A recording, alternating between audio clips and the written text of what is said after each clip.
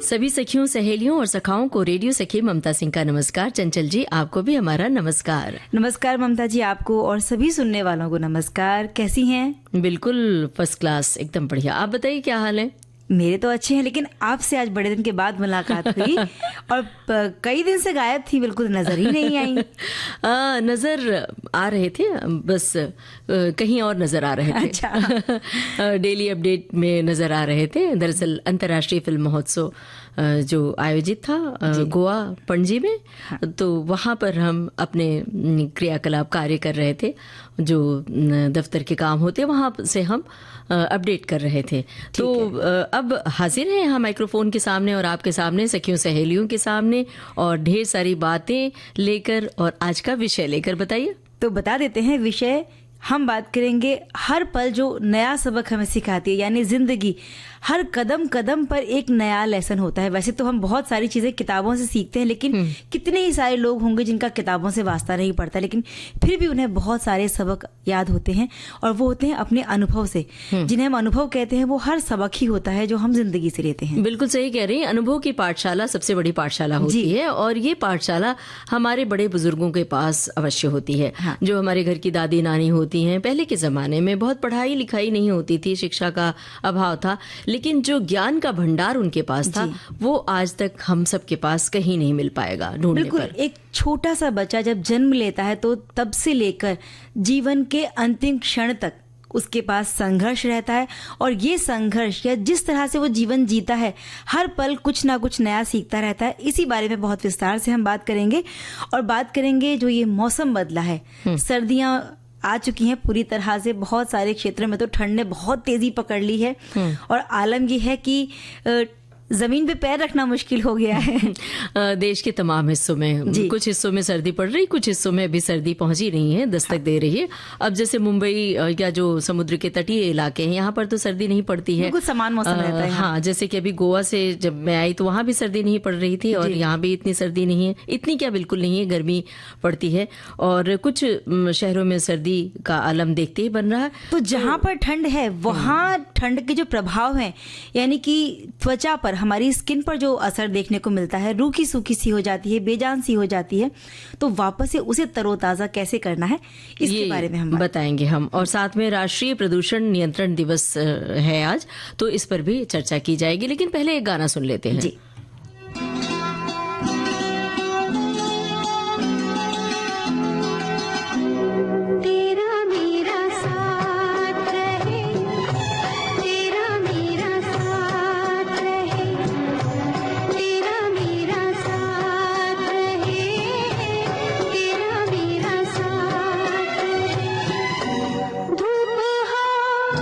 छाया हो दिन हो कि रात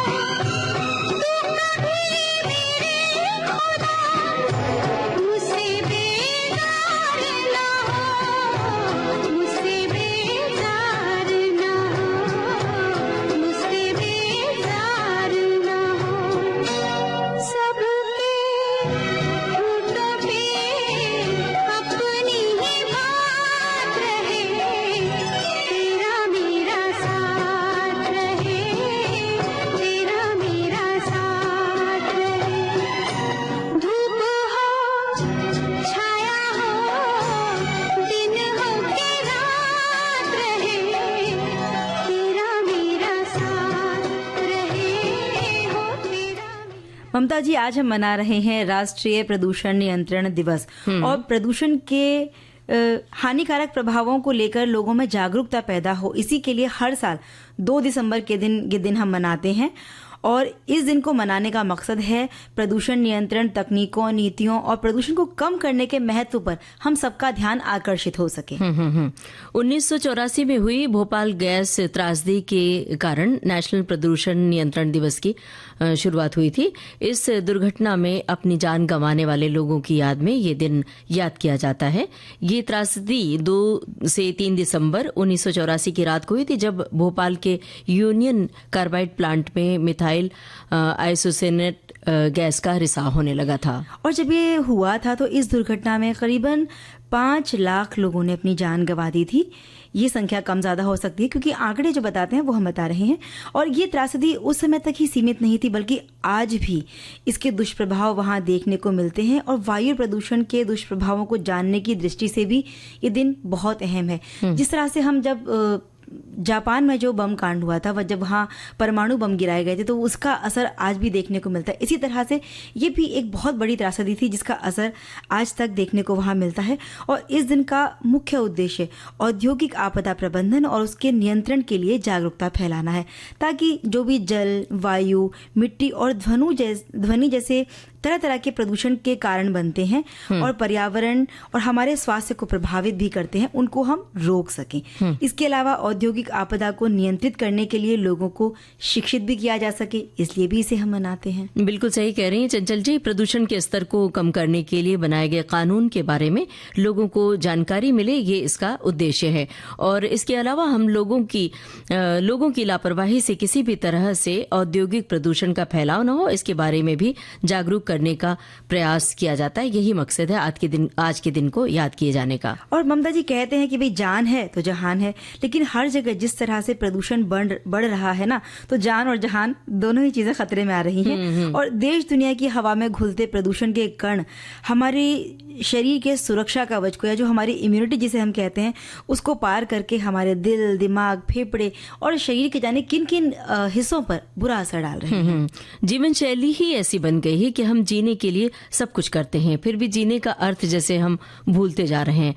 बढ़ता वायु प्रदूषण न केवल भारत के लिए ही बल्कि दुनिया के लिए एक बड़ी समस्या बन गई है। प्रदूषण के कारण जल और पृथ्वी, वायु प्रभावित होते हैं, जो दुर्घटना या मौत का कारण भी बनते हैं। प्रदूषण से जीवन और स्वास्थ्य की गुणवत्ता प्रभावित होती है। प्रदूषण के चलते लोगों को तरह तरह की बीमारियों का सामना करना पड़ता है, और वो बीमारियां कई बार जानलेवा भी हो जाती हैं। इसके बारे में बहुत जागरूकता फैलाई जा रही है, बहुत सारी हिदायतें दी जाती हैं, कई जगह बंदिशें भी हैं, फिर भी ये प्रदूषण फैल रहा है। और ये सवाल ममता जी हम सबके लिए कि आज हम कहाँ पहुंच गए हैं कि जहां व्यक्ति पर्यावरण को या अपने स्वास्थ्य को, दूसरों की सुविधा का कोई मतलब ही नहीं है, हम ध्यान ही नहीं रखते हैं। हम बातें तो बहुत करते हैं, लेकिन इस बारे में कुछ जो कदम उठाना चाहिए बेहतर, वो हम कुछ भी नहीं करते। दरअसल प्रदूषण के बहुत सारे कारण हैं, जैसे कि पटाखे फोड़ना। जैसे अभी दिवाली बीती और वहाँ पे लोगों ने खूब सारे पटाखे फोड़े, और जिससे कार्बन डाइऑक्साइड का उत्सर्जन, बम विस्फोट, उद्योगों से गैसों का रिसाव वगैरह वगैरह। इसके अलावा सड़कों पर लगातार बढ़ते निजी वाहन और गुणवत्ता के ईंधन का उपयोग न होना, निर्माण कार्य के लिए जो चीजें मुहैया कराई जाती हैं वो सब, जैसे कि बहुत ज्यादा तेज मशीनें चलती हैं, मिट्टी की खुदाई हो रही है और सीमेंट की ढुलाई हो रही है, तो ऐसे में प्रदूषण बढ़ता है। और ध्वनि प्रदूषण के बारे में यहाँ पर एक बात मैं कहना चाहूंगी। जैसे जब सड़क पर जाते हैं तो गाड़ियों की कतार होती है, एक ही बिल्डिंग से, एक ही घर से, अड़ोस पड़ोस से जब लोग निकलते हैं, कई बार हमने देखा है कि एक ही घर में लोग जा रहे हैं अपने अपने दफ्तरों को, अलग अलग गाड़ियों में जाते हैं, अलग अलग 4 व्हीलर्स लेके जाते हैं या 2 व्हीलर्स। तो मान लीजिए आप एक ही घर से जा रहे हैं, या आपके अगल बगल भी घरेलू आपके माहौल है, रिश्ता है, तो एक गाड़ी में 3-4 लोग बैठ के जा सकते हैं। ये ज़रूर है कि एक ही गंतव्य नहीं होगा, जाहिर है कि किसी को कहीं जाना होगा, किसी को कहीं जाना होगा, लेकिन हाँ, अगर आसपास है आपका गंतव्य स्थान तो वहाँ एक दूसरे को छोड़ते हुए जा सकते हैं। इस तरह अगर सब लोग सोच ले तो निश्चित रूप से ध्वनि प्रदूषण से बच सकते हैं। इसी तरह से वायु प्रदूषण की जब बात हो रही है तो दिवाली जैसा त्योहार आता है तो यहाँ हम खुद पर नियंत्रण रखें। पटाखे फोड़ने से जैसे जो धुआं निकलता है, और सिर्फ दिवाली ही क्यों, जब शादी ब्याह के अवसर होते हैं या कई बार जब गणपति उत्सव होते हैं, कोई बहुत सारे उत्सव महोत्सव ऐसे होते हैं जहाँ हम अपनी खुशी को दर्शाने के लिए इस तरह की चीज़ों को इस्तेमाल करते हैं, तो यहाँ हम रोक लगा सकते हैं इन पर। और जब हम बात करते हैं कि हमारा योगदान होना चाहिए तो यही सबसे बड़ा योगदान हमारा होगा। और इन सब का आपको पता होगा कि गर्भवती महिलाओं पर इसका बहुत ज़्यादा दुष्प्रभाव पड़ता है। गर्भवती महिलाओं पर जो होने से बच्चे समय से पहले कई बार जन्म ले लेते हैं और कई बार इनका समुचित शारीरिक विकास नहीं हो पाता है और कई बार बच्चों का वजन कम हो जाता है। अस्थमा और फेफड़ों की बीमारियों से पीड़ित बच्चे पैदा हो जाते हैं और गर्भवती महिलाओं पर जब तेज शोर का प्रभाव पड़ता है तो कई बार उनका जो तिथि निर्धारित तिथि होती है उससे पहले ही बच्चा पैदा होने का खतरा भी रहता है। इसी तरह से हमारे एक श्रोता ने लिखा है कि ये राष्ट्रीय प्रदूषण दिवस लोगों को प्रदूषण को नियंत्रित करने की जागरूकता के लिए मनाया जाता है। आजकल पॉल्यूशन बहुत ज़्यादा हो रहा है, इसको नियंत्रित करने के लिए ज़रूरी है कि हम दुआओं का प्रयोग करें, कचरा ना फैलाएं, हो सके तो इलेक्ट्रिक वाहन का प्रयोग करें, सीएनजी को हमेशा बंद रखें, ध्वनि प्रदूषण के लिए तेज आवाज़ में कोई भी धुन ना सुने, इससे लोगों को परेशानी हो सकती है। और कुछ शहर तो ऐसे हैं जहां वायु प्रदूषण इतना ज़्यादा है वाहनों के कारण कि वहां निकलना ही बहुत दूभर हो गया है। बात सही है कि हमें कई बार लगता है ये कोहरा है, धुंध है, लेकिन वो पॉल्यूशन होता है। और अब गाना सुनते हैं एक, फिर और बातें करते हैं। चंचल जी, प्रदूषण के मामले में दरअसल सभी हमारे श्रोता भी सजग है और सचेत हैं। देखिए ना, हमारे एक श्रोता ने लिखा है कि आज के ग्लोबल वार्मिंग से तो ये आवश्यक कार्य है। बढ़े हुए प्रदूषण से इस कार्य के फलस्वरूप कुछ कमी ही नहीं अपितु अपने संपूर्ण प्रकृति को हम अपने अनुकूल बना सकते हैं और इसके लिए बस केवल इतना ही करना है कि हम अपने मनोनुकूल कार्य न करके प्रकृति के अनुरूप कार्य करें। कार्बन उत्सर्जन कम कर पैरों से चलें, साइकिल चलाएं, सेहत बनाएं। ये बड़ी अच्छी बात इन्होंने लिखी है कि साइकिल से चलें और सेहत बनाएं। इससे क्या होगा, आपकी फिटनेस भी बनी रहेगी। ये कुछ मूलभूत उपाय हैं। यद्यपि इस दृष्टिकोण से वैश्विक स्तर पर भी ऐसे दिवस आयोजित किए जाते हैं। दरअसल साइकिल से चलने के लिए वक्त कहाँ है, लोग जल्दी से अपने गंतव्य स्थान पर पहुंच जाना चाहते हैं। ये दिवस इसीलिए मनाते हैं ममता जी कि लोगों में जागरूकता फैले, लेकिन हम सिर्फ इनको सुनने तक सीमित छोड़ देंगे तो वो जागरूकता कहाँ से आएगी। जैसे हमने कहा कि हम बात तो करते हैं लेकिन हमें लगता है कि नहीं, हमें अच्छा लग रहा है पटाखे चलाना, या बच्चों को हम समझा नहीं पाते हैं कई बार, तो उन्हें बचपन से इन चीज़ों के फ़ायदे नुकसान समझाएंगे तो कहीं ना कहीं शायद वो समझ सकें और इन चीज़ों पर रोक लगाई जा सके। एक श्रोता लिख रहे हैं कि भोपाल त्रासदी की ये दिन हमें याद दिलाता है जिसमें कई जानें गई थी और पर्यावरण संरक्षण के लिहाज से जागरूकता के लिए ये दिन मनाया जाता है। इसका मकसद प्रदूषण के जुड़े खतरों को कम पैमाने पर लाना है और ऐसे कई शहर हैं जहां सांस लेना मुश्किल हो रहा है। ये बात पहले भी एक श्रोता ने लिखी थी। और इसके लिए जरूरी है कि आप धरती की हरियाली को बचाए रखें। धरती की हरियाली को बचाने के लिए जाहिर सी बात है कि आपको नियमित रूप से पौधारोपण करना पड़ेगा। अगर पौधे आप लगाते रहेंगे, आपके इर्द गिर्द हरियाली रहेगी, तो प्रदूषण का जो दुष्प्रभाव है उससे आप बच सकते हैं। और सुरीले गाने से बचना नहीं है बल्कि सुनवाना है। तो सुनते हैं ये गाना।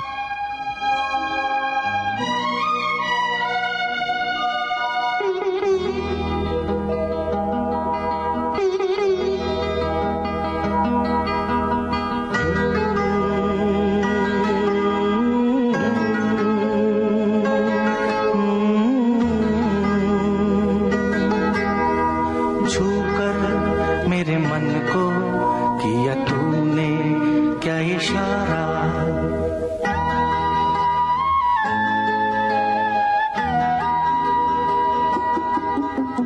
छूकर मेरे मन को किया तूने क्या इशारा, बदला ये मौसम लगे प्यारा जब सारा छूकर मेरे मन को किया तूने क्या इशारा। बदला ये मौसम लगे प्यारा जग सारा छूकर मेरे मन को किया तूने क्या इशारा।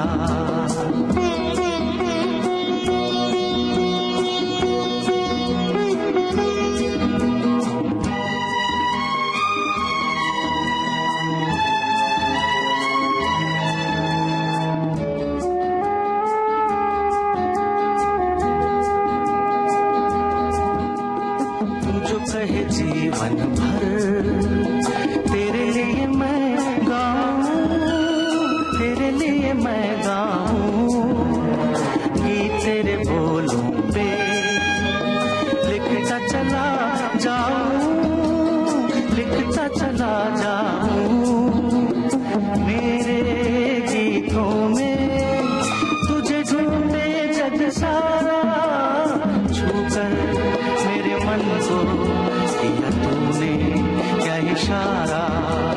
बदला ये मौसम लगे प्यारा जग सारा छूकर मेरे मन को किया तूने क्या इशारा।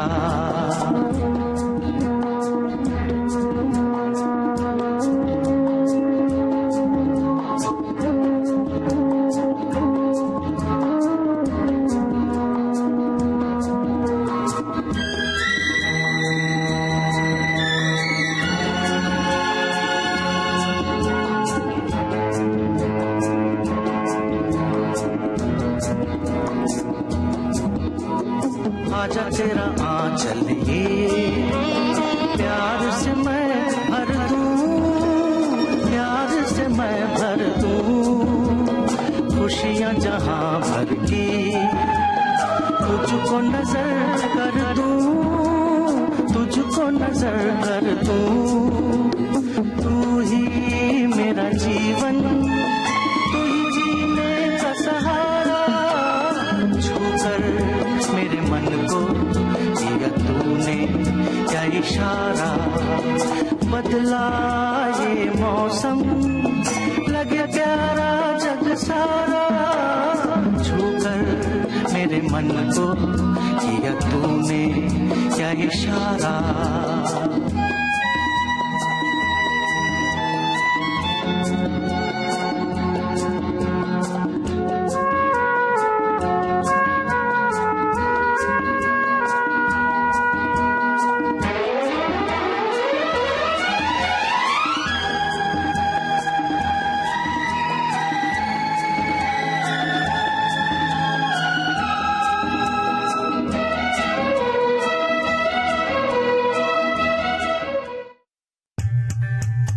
विविध भारती पर धूम मचा रहा है हेलो फरमाइश। मुद्दत से दूर थे तुम हम, एक जमाने के बाद मिलना अच्छा लगा। जब से ये प्रोग्राम बंद हुए थे ना, सब लोग चर्चाएं करते थे कि विविध भारती से कब प्रोग्राम चालू होंगे। हम लोगों को अब सफलता मिली है तो हमें बहुत खुशी है सर। श्रोताओं की पहली पसंद, पहला प्यार होता है ना, फोन इन प्रोग्राम होता है कि अपनी आवाज करोड़ों लोगों तक पहुंचे। और एक ऐसा रेडियो स्टेशन विविध भारती है कि आवाज श्रोताओं के कानों में गूंजती है। आपको बता दें, हेलो फरमाइश कार्यक्रम के लिए आप भी कर सकते हैं फोन कॉल। रिकॉर्डिंग बुधवार को दिन में 11 बजे से लेकर 1 बजे के बीच। हेलो फरमाइश कार्यक्रम का प्रसारण मंगलवार और गुरुवार को शाम 4 बजे। पुनः प्रसारण बुधवार और शुक्रवार को दिन में 10 बजे विविध भारती पर। हेलो फरमाइश। विविध भारती के पास है बेमिसाल हस्तियों का अनमोल खजाना। जरा सुनिए कैसे बना ये गाना। जब मैं गांव के छोटे छोटे बच्चों के साथ धूल मिट्टी में खेला करता था। संगीतकार सचिन देव बर्मन। बहुत ही बूढ़ा किसान एक गीत गाया करता था। वो बूढ़े किसान का गीत मेरे दिल में घर करता गया। रंगीला रंगीला रंगीला रे रंगीला आम আমার ছাড়িয়ে রে বন্ধু কই কই গেলা রে বন্ধু রঙিলা রঙিলা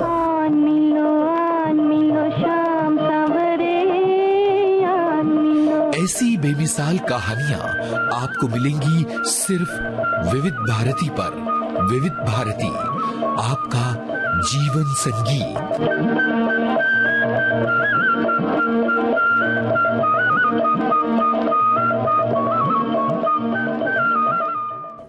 विविध भारती से यह कार्यक्रम सखी सहेली, ये कार्यक्रम जारी रहेगा अंतराल के बाद।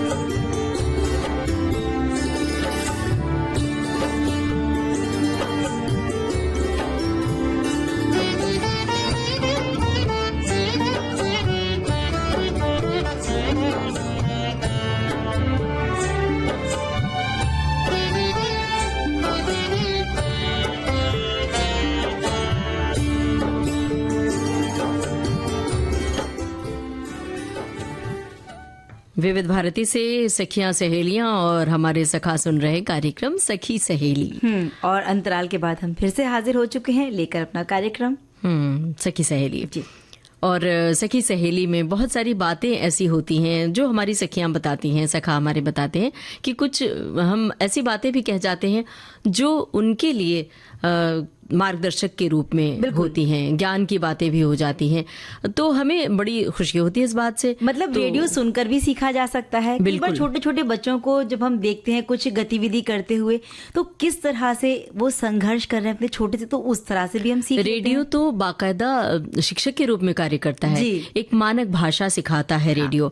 और आपको याद होगा रेडियो से जब रेडियो बजता था तो हम कागज कलम लेकर बैठा करते थे, बहुत सारी बातें नोट करते थे।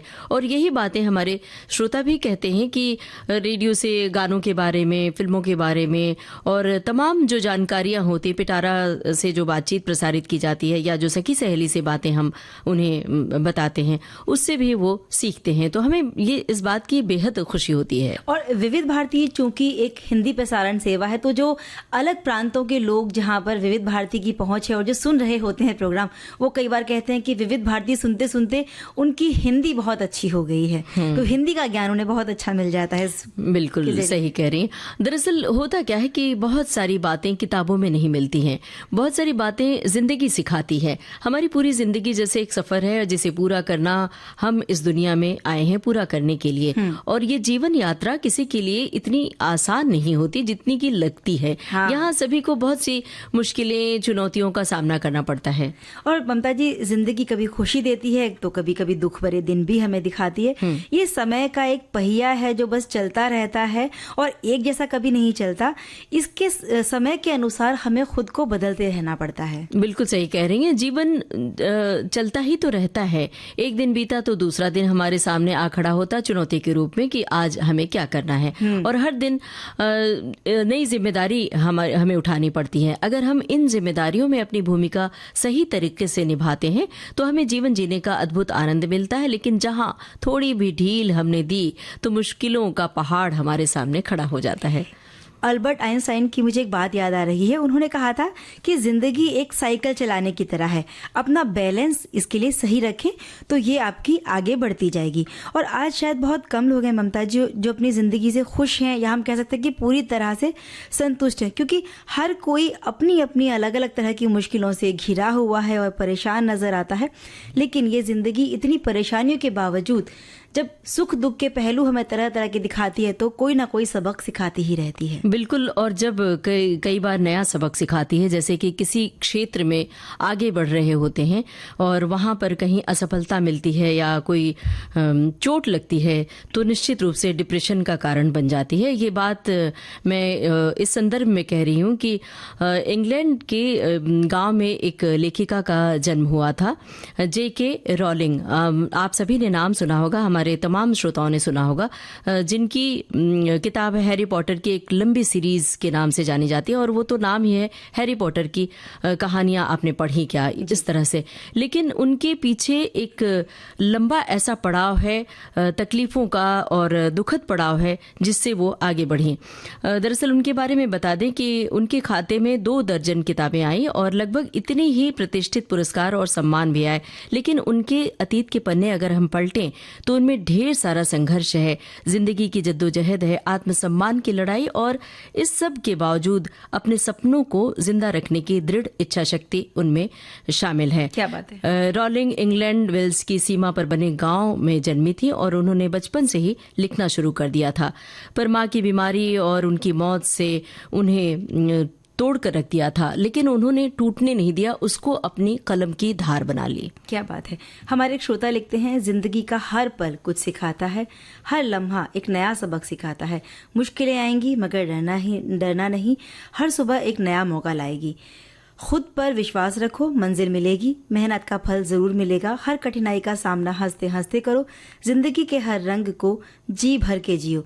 जो संघर्ष की राह पर चलते हैं वही अपने सपनों को सच करते हैं। क्या बात है, बहुत सही बात लिखी है। अब इस समय गाना सुनवाते हैं और फिर इस मुद्दे पर बातें करेंगे।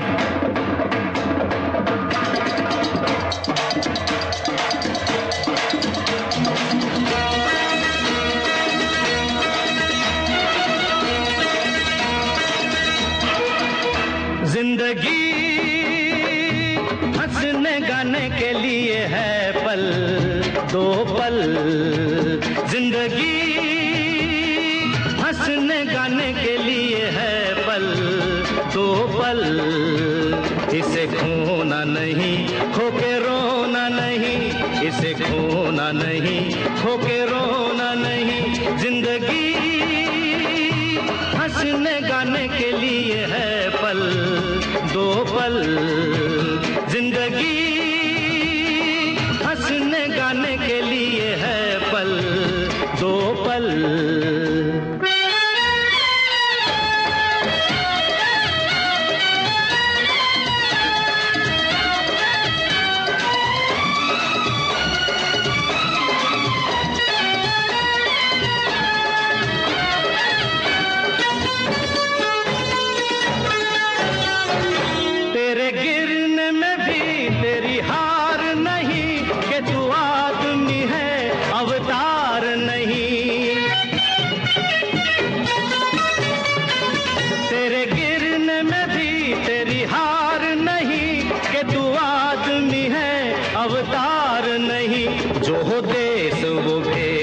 बना प्यारे, चले जैसे भी काम चला प्यारे, प्यारे तू गम न कर। जिंदगी हंसने गाने के लिए है पल, 2 पल। जिंदगी हंसने गाने के लिए है पल, 2 पल।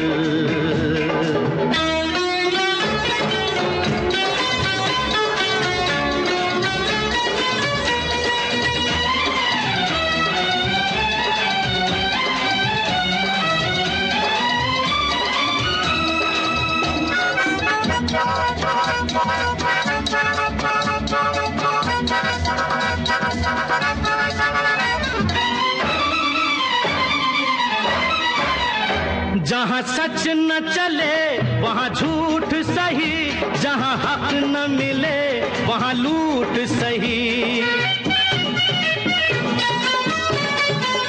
जहाँ सच न चले वहाँ झूठ सही, जहाँ हक न मिले वहाँ लूट सही।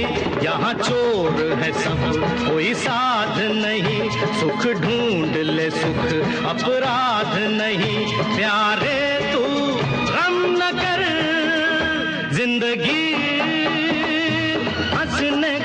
के लिए है पल, दो पल, इसे खोना नहीं, खो के रोना नहीं, इसे खोना नहीं, खो के रोना नहीं। जिंदगी हंसने गाने के लिए है पल, दो पल, जिंदगी हंसने गाने के लिए है दो पल, इसमें रोना नहीं, ये बात भी है और ये एक सबक है। और अभी हम बात कर रहे थे हैरी पॉटर की सीरीज की।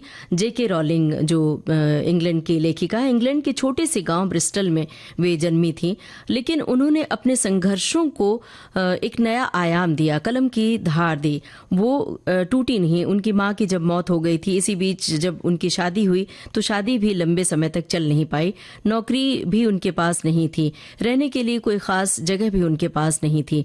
लेकिन सिंगल मदर रॉलिंग डिप्रेशन में भी चली गई थी, यहाँ तक कि उन्होंने सुसाइड करने की भी कोशिश की थी। लेकिन जो हालात थे उस हालात से उसके बाद उन्होंने लड़ना शुरू किया और जब लिखना शुरू किया तो उनकी कहानियां और उपन्यास लोगों के लिए खास हो गए। और उनका पहला उपन्यास जब 1997 में आया तो प्रकाशन के बाद बाकी दुनिया का ध्यान उन पर गया और फिर वो एक बेस्ट राइटर के रूप में, सर्वश्रेष्ठ लेखिका के रूप में जानी गई और बेस्ट सेलिंग नॉवेल की सूची में हैरी पॉटर का नाम शुमार हुआ। तो ये कहने का मतलब है कि जिंदगी से अगर हम टूट कर कहीं हार कर बैठ जाएंगे, कोने में उदास होकर रोते रहेंगे, तो जिंदगी और तोड़ेगी। लेकिन जिंदगी को धता बताकर अगर हम आगे बढ़ेंगे तो जिंदगी को हार मानना पड़ेगा। बिल्कुल, कई बार हम ऐसा कोई गाना सुन लेते हैं, ऐसी कोई जीवनी पढ़ लेते हैं, ऐसी कोई किताब हमारे हाथ लग जाती है तो उसे पढ़कर हमें प्रेरणा मिलती है और अपने उस जो भी मुश्किल दौर से हम गुजर रहे होते हैं उससे उबरने के लिए वो बड़ी प्रेरणा का काम करता है।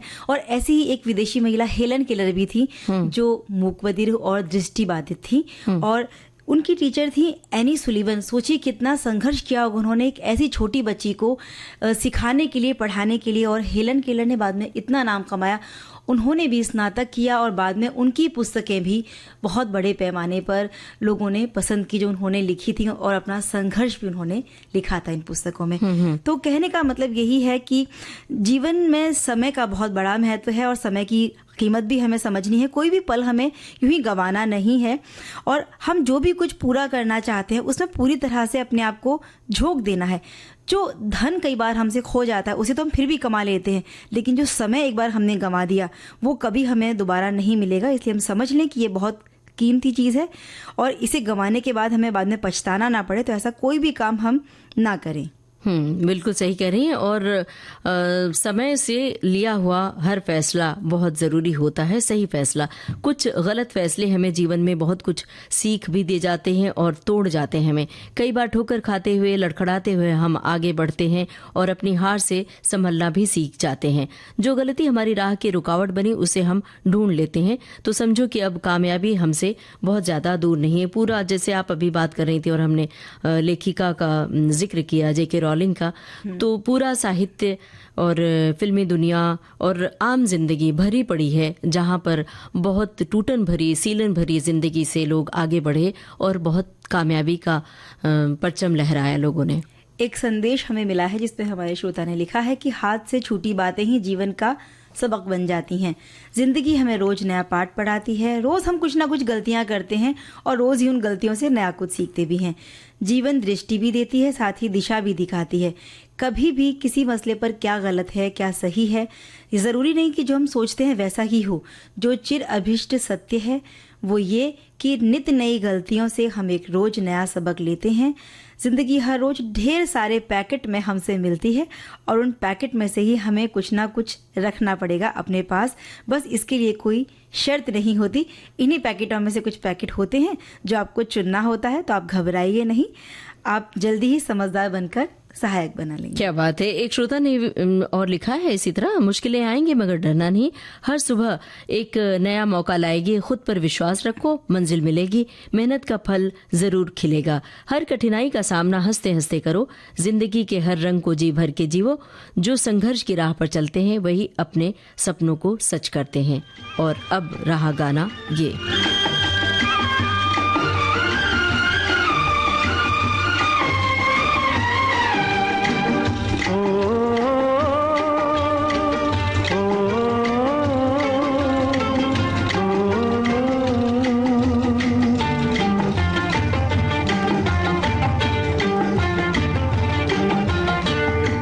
जिंदगी मुझको दिखा दे रास्ता, जिंदगी मुझको दिखा दे रास्ता, तुझको मेरी हसरतों का वास्ता, तुझको मेरी हसरतों का वास्ता, जिंदगी मुझको दिखा दे रास्ता, जिंदगी मुझको दिखा दे रास्ता।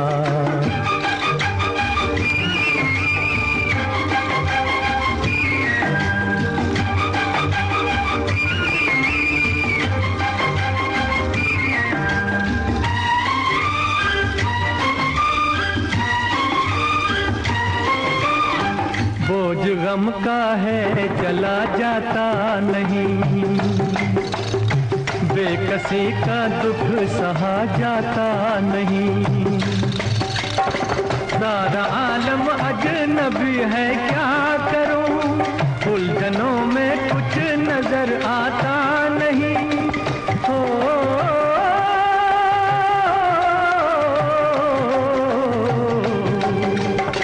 जिंदगी मुझको दिखा दे रास्ता, जिंदगी मुझको दिखा दे रास्ता, तुझको मेरी हसरतों का वास्ता, तुझको मेरी हसरतों का वास्ता, जिंदगी मुझको दिखा दे रास्ता।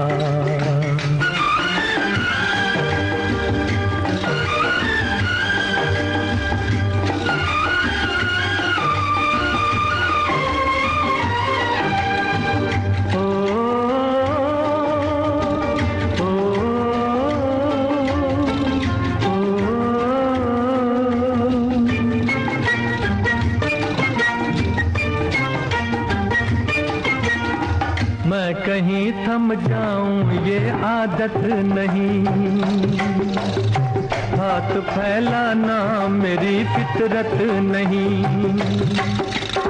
जब चला हूँ मैं तो मंजिल पाऊंगा, मैं नहीं या फिर मेरी किस्मत नहीं, हो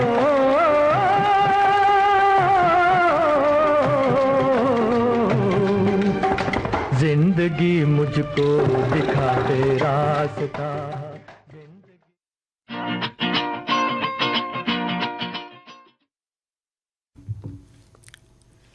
तो अब चंचल जी, ये तो गाना हमने सुनवाया, अब एक संदेश सुन लेते हैं और फिर उसके बाद कुछ और बातें करते हैं।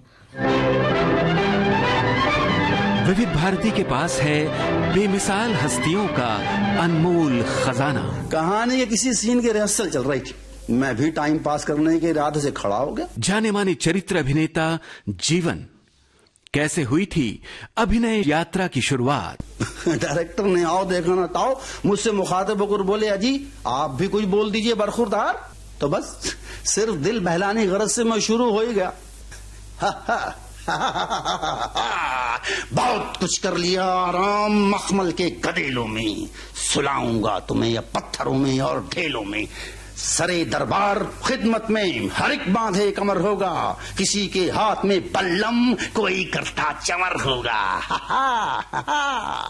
वाह वाह वाह वाह वाह वाह की आवाजें बुलंद हो गई। डायरेक्टर साहब ने मुझे गले से लगा लिया, कहने लगे बरखुरदार, अरे तुम तो बॉर्न आर्टिस्ट हो, फिल्म में एक्टिंग करो, मैं तुम्हारी लाइफ बना दूंगा, फोटोग्राफी को मारो गोली। ऐसी अनमोल यादें आपको मिलेंगी सिर्फ विविध भारती पर। विविध भारती, आपका जीवन साथी। ममता जी, ये जो जीवन है ना, बिल्कुल एक बहती नदी की तरह है, जो अगर बहता रहे तो पानी साफ रहता है, जहां एक बार रुक गया तो बिल्कुल काई जम जाती है। तो इसी तरह से हमें भी हमेशा बहते रहना है। और कहते हैं ना कि जहां सूरज में एक तरफ तपिश है तो वहां रात के अंधेरे को दूर करने की ताकत भी है। तो इसी तरह से जिंदगी के नए नए सबक हमें सीखते रहने हैं। जीवन को जीने की असली कला यही है कि हम मुश्किलों से हताश होने की बजाय उन्हें जीवन का हिस्सा समझकर उनका सामना करें और पूरे जोश और उमंग के साथ जीवन के हर पल का आनंद लेते रहें।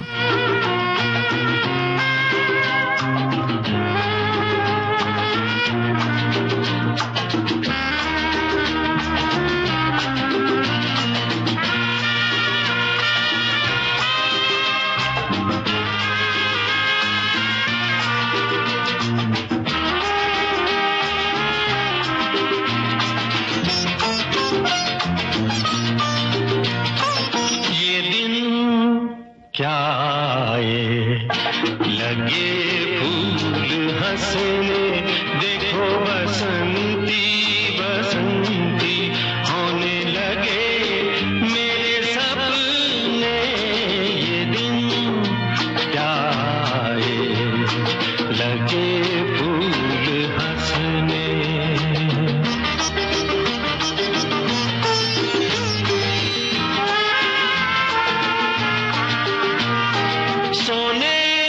जैसी हो रही है हर सुबह मेरी, लगे हर सांझ अब गुलाल से भरी, चलने लगी महकी हुई पवन मगन झूम के, आंचल तेरा झूम के, ये दिन क्या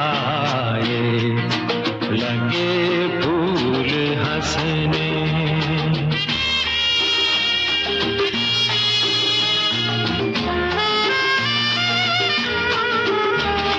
वहाँ मन बावरा आज उड़ चला, जहाँ पर है गगन सलोना सामना, जाके वहीं रख दे कहीं मन रंगों में खोल दे, सपने ये अनमोल से, ये दिन क्या आए लगे फूल हंसने, देखो बसंती बसंती होने लगे मेरे सपने, ये दिन क्या आए लगे फूल हंसने।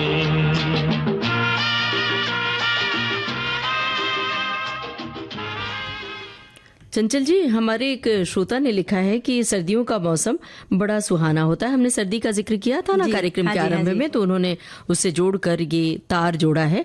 बच्चे और बुजुर्गों को थोड़ी बहुत ठंड से कठिनाई होती है, गर्म कपड़े पहनकर घर से बाहर निकल ले, खाने पीने का मजा सर्दियों में जैसे कि गज्जक, मूंगफली, गाजर का हलवा, खजूर खाने को मिलते हैं, बाजरे की रोटी, खिचड़ी, मक्का की रोटी, सरसों का साग। सर्दियों में फलों में सेब, संतरा, अंगूर, अमरूद, काजू, बादाम, अखरोट खाने को मिलते हैं।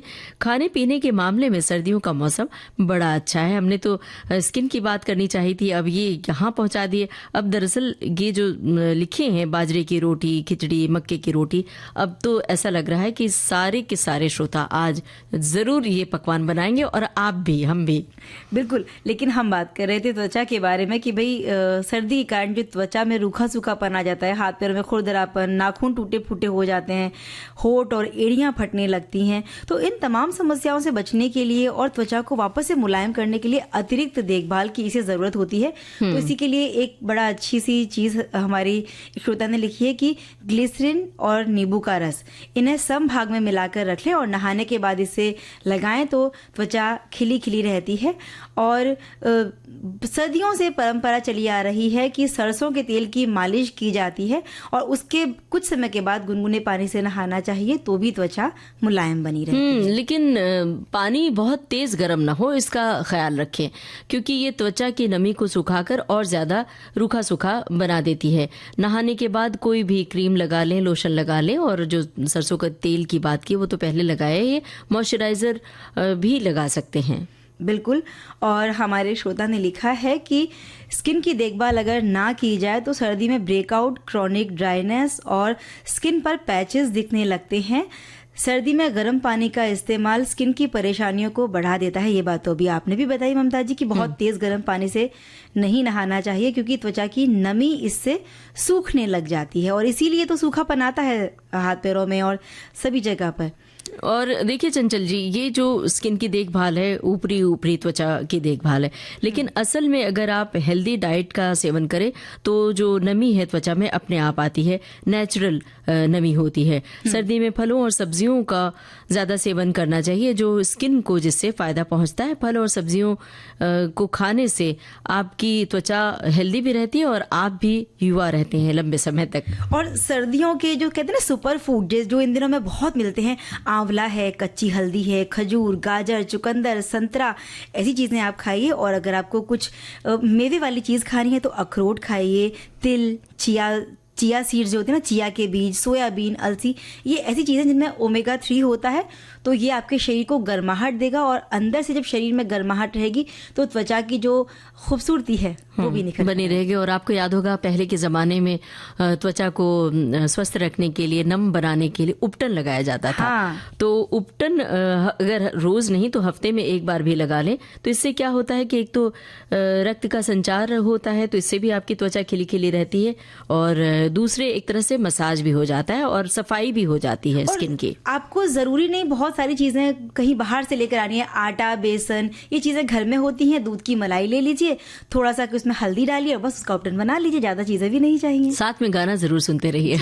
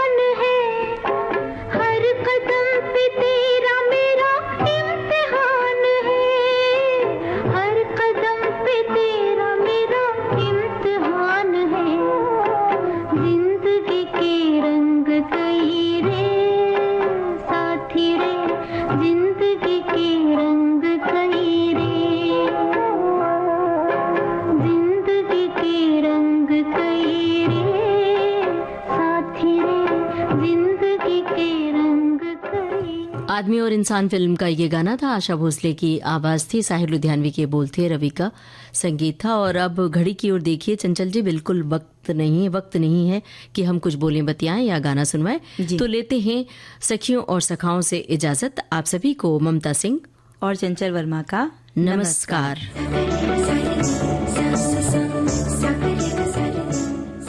सखी सहेली कार्यक्रम की प्रोड्यूसर अनुश्री पाठक। सखी सहेली